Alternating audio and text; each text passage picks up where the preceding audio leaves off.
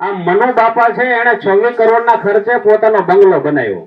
26 કરોડના ખર્ચે. હવે બરોબર સમજજો, આ સંતો હું કે છે ને આપણે કઈ દિશામાં જઈએ.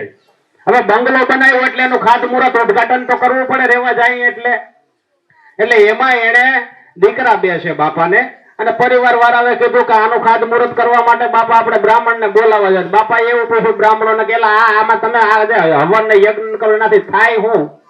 એક એનાથી તો બધું થાય, આખું જગત નથી કરતો. તો બાપા કે પણ જે એનાથી થાય ફાયદો એ અમને જણાવો, બીજું અમારે કઈ જાણવું નથી. ઓલા બ્રાહ્મણો બાપા નું કે મનુ બાપા ને કે તમે કોઈ પંથમાં છો વિકાસ છો ને કે શેમાં છો? એ કે ઉગા પંથમાં.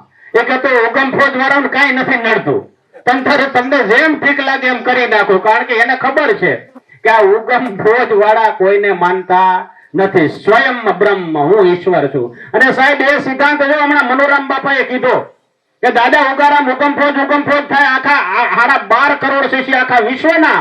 તો સાહેબ હુકમ ફોજ ની અંદર એવું શું છે, એવી તાકાત કઈ છે? સાહેબ સંત સમાજ એટલે બધો સરખો. પછી 3 અખાડાના હોય, હાલના 13 અખાડાના હોય, 4 વાણીના જીવ હોય, ચાહે તો 10 નામીના 10 અખાડાના હોય, કોઈ પણ સંત હોય, નાથ સંપ્રદાય હોય, બ્રહ્મા કુમારી હોય, સનાતન ધારા હોય, ઈસાઈ હોય, ખ્રિશ્ચન હોય, પારસી હોય, સાહેબ મુસ્લિમો, કોઈ પણ સંપ્રદાય ધર્મ હોય, પણ એક જ ઈશ્વર, એ સિદ્ધાંત લઈને ચાલે. એ જ આખા જગતનો સિદ્ધાંત છે. એમાં ઉગારામ બાપા છે એ સિદ્ધાંત ઉપર ચાલ્યા છે. હિરસાગર બાપા પાસેથી જયારે ઉપદેશ લીધો ત્યારે 5-6 જણાને ઉપદેશ આપ્યો. તો બાપાએ હમણાં વાત કરું થોડુંક વિસ્તારથી તમને કહું કે જયારે ઉગારામ બાપા છે વણાટ કામ કરતા હતા, વણતા હતા, કપડું વણવાનો એનો ધંધો હતો. ગોંડલ તાબાનું બાંદ્રા ગામ અને રાજકોટ જિલ્લો તો સોનલમાં છે. અને ઉગારામ બાપા છે વણાટ કામ કરતા, એમાં 6 જણાને ઉપદેશ કર્યો અને 10-15 દિવસ થઈ ગયા. ઉગારામ બાપા બસ હિરસાગર બાપાનો સત્સંગ જ સાંભળ કરે. એમાં હિરસાગર બાપાએ પરીક્ષા કરી માતુશ્રી સોનલ માની કે બેટા સોનલ દેહ કરીને એ કાકા ભત્રીજા થતો હતો, એવું હતું ને બાપુ? એટલે કે સોનલ જો હિરસાગર બાપાની ઉંમર હતી બહુ નાની.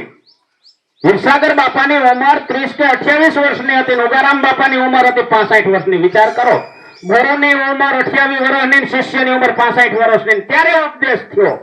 ઉગારામ બાપાને જયારે ઉપદેશ કર્યો અને એને કામ છોડી દીધું, એટલે હિરસાગર બાપાએ કીધું કે બેટા સોનલ, આ ઉગાએ તો વાણ એમના મોલા શાળ ઉપર ચડાવી દીધું છે અને 15 દી થયા હું જોઉં છું કઈ કામ કરતો નથી. તમારે દ્વારે હવે તો કોઈ સંતો મહંતો મહાપુરુષો આવશે તો તું કરે શું સોનલ?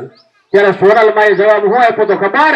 એ કે બાપા તમે ચિંતા બિલકુલ ના કરતા, ભગત ભલે તમારા કાર્યમાં રત રહે, એને હું સાથ આપીશ. હું અને મારો દીકરો ભલો અમે મહેનત મજૂરી કરીને આંગણે આવશે ને ચા પાણી ખવડાવીશું. સાહેબ એટલે હુકમ ફોજ થાય છે, એમણે નથી થતું. એ હુકમ ફોજ ની ખ્યાતિ કેટલી છે? તો હુકમ ફોજ છે એમણે નથી નીકળી ગયું. હુકમ ફોજ ની આખી ધરોહર છે. રાઘવાનંદ ના રામાનંદ ના કબીર સાહેબ અને રોહિદાસ બાપા. એમાં રોહિદાસ બાપાની આખી વંશાવેલી બહુ વિશાળ. મીરાબાઈ થઈને 52 રાજાઓ જે તે સમયના. કબીર સાહેબ ના શિષ્ય થયા પદ્મનાભ પાટણ ની અંદર. એમના શિષ્ય થયા નીલકંઠ સ્વામી, એના શિષ્ય થયા રાઘવદાસ, એના શિષ્ય થયા યાદવ સ્વામી, એના શિષ્ય થયા સિસ્ટમ સાહેબ વડવાળાની જગ્યા દુધરેજ, અત્યારે જે મોટી જગ્યા છે ને બધાને ખબર છે ને, એ સિસ્ટમ સાહેબ ના શિષ્ય થયા ભાણ સાહેબ કલીજલા. ભાણ સાહેબ ના શિષ્ય થયા ખીમ સાહેબ એ નાદ અને ગુંદરા. એ ખીમ સાહેબ ના શિષ્ય થયા ત્રિકમ સાહેબ ના શિષ્ય થયા ભીમ સાહેબ ના દાસી જીવન ઘોઘાવદર અને દાસી જીવન ના શિષ્ય પાછા થયા દેસડ બાપા એમના દીકરા. બરાબર. બીજી વેલ જે ચાલી ભાણ સાહેબ ની રવિ સાહેબ થયા. રવિ સાહેબ ના શિષ્ય મોરાર સાહેબ થયા. મોરાર સાહેબ ના દાસ ઓથે, ચરણદાસ, જીવારામ, આ બધા થયા. અને એમના મોરાર સાહેબ ના શિષ્ય થયા આનંદરામ ના શિષ્ય કરમસિંહ બાપા ના શિષ્ય હિરસાગર બાપા ના શિષ્ય ઉગારામ બાપા ના શિષ્ય મારા દાદી શ્રી જયુબા નાની ખોડિયાર જુનાગઢ. એના શિષ્ય મારા મધર મારા માતુશ્રી જયાબા. એના શિષ્ય અમૃતાબા ના શિષ્ય રમીલાબા પેલાદાસ બાપુ. સાહેબ આ એમણે નકલી નથી ગયા, ખભે ખોફરા નાખી આખી ધરોહર લઈને નીકળ્યા છીએ. એટલે કે હુકમ ફોજ એટલે હું?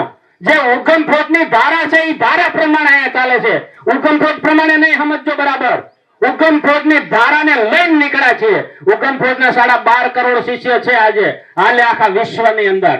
પણ મત પંથ અને સિદ્ધાંત જો ચાલતા હોય તો ઉગમ ફોજની ધારાથી ચાલવું પડે સાહેબ. એટલે અમે વારંવાર કહીએ છીએ પેલા સફેદ કપડા વાળા તમે તો કઈ માનતા નથી સાહેબ. અમે ચોખ્ખું કહીએ છીએ કે અમે ઉગમ ફોજની ધારા વાળા છીએ. ઉગમ ફોજ થી એના કઈ ચાલીએ છીએ કે જો આમ આવું છે.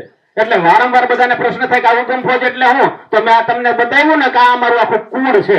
કુળ બતાવવું જરૂરી છે. દીકરા દીકરીના લગ્ન થાય તો મોસાળનું પૂછવામાં આવે છે ને. એટલે સાહેબ અમુક આપણને આપણી 5-7 પેઢીની ખબર હોવી જોઈએ. નકર કોની માના દીકરાનો ભાઈ જોઈએ ખબર જ ના પડે.